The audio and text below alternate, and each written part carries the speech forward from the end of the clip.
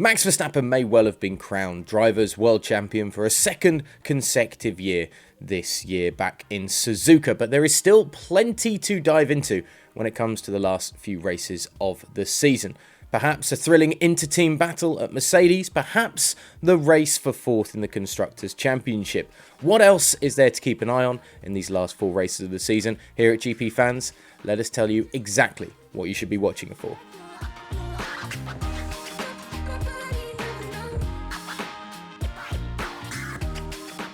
For Verstappen personally, there is of course still a nice record to grab after winning the Drivers' World Championship. The Dutchman is still in the race to take the record for the most wins in one season from the German pairing of Michael Schumacher and Sebastian Vettel. Verstappen currently stands on 12 wins in 2022, so if he wins half of the remaining four races, he would take the record from the German duo, leaving them in his wake.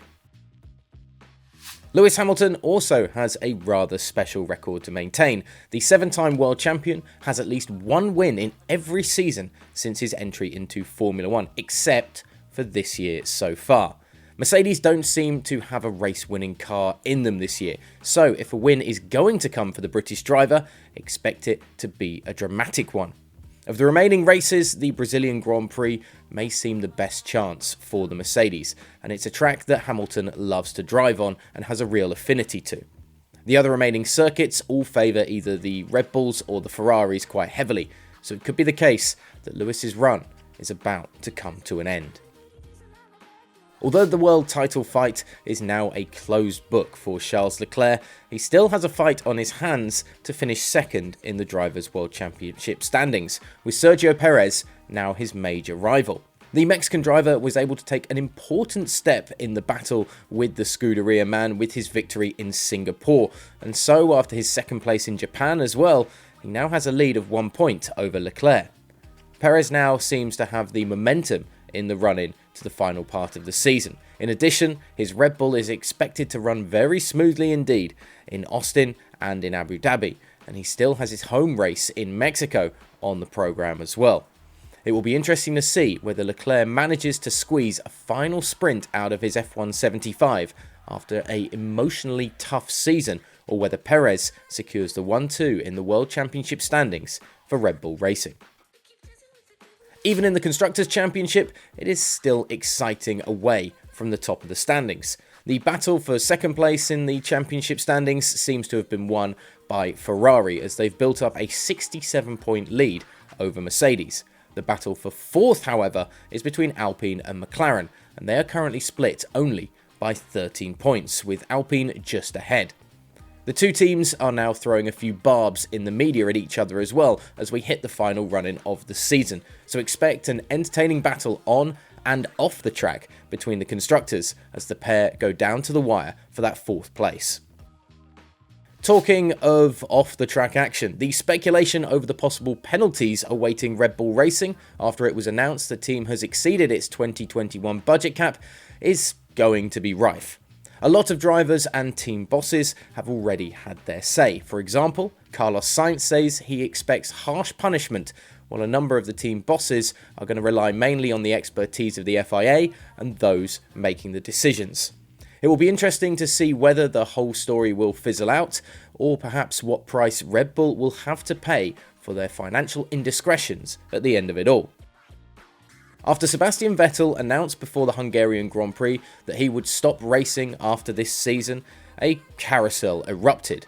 A few days after the announcement, it was suddenly revealed that Fernando Alonso would be leaving Alpine for Aston Martin, creating the whole soap opera that was Piastri Gate, with the Australian driver eventually ending up at McLaren for next season. In Japan, we saw how the following puzzle pieces would fall into place. Pierre Gasly will now drive for Alpine next year, while Nick de Vries will take his place at AlphaTauri. It ensures there are still two spots available on the grid for next season, however, namely with Haas and Williams. Mick Schumacher hopes to win the seat at Haas in the final races of the year, but he has still not received any clarity on his position going into 2023. With his name also linked to the vacant seat at Williams as well. But others such as Antonio Giovinazzi, Nico Hülkenberg, Logan Sargent and Pietro Fittipaldi are all still hoping for a drive in F1 next season. Not only the record for the most wins in one season is still up for grabs for Max Verstappen, but the most points in a single season as well. The Dutchman currently has 366 points in 2022, keeping his eye on Lewis Hamilton's record-breaking 2019 points tally of 413. The world champion can take a maximum of 112 points in the remainder of the season, so he has to work hard.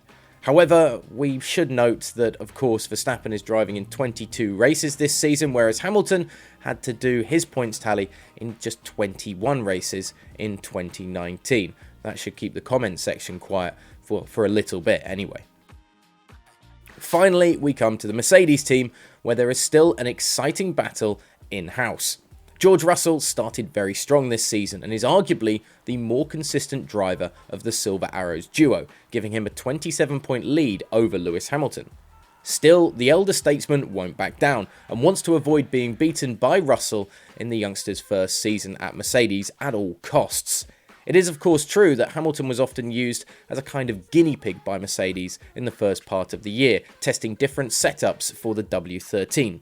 However, that period is now far behind us, and the results have improved for the experienced Brit. However, in a few years, no one will remember that Hamilton drove with alternative setups, but some may remember that Russell beat out the 7-time world champion in his first season with the team.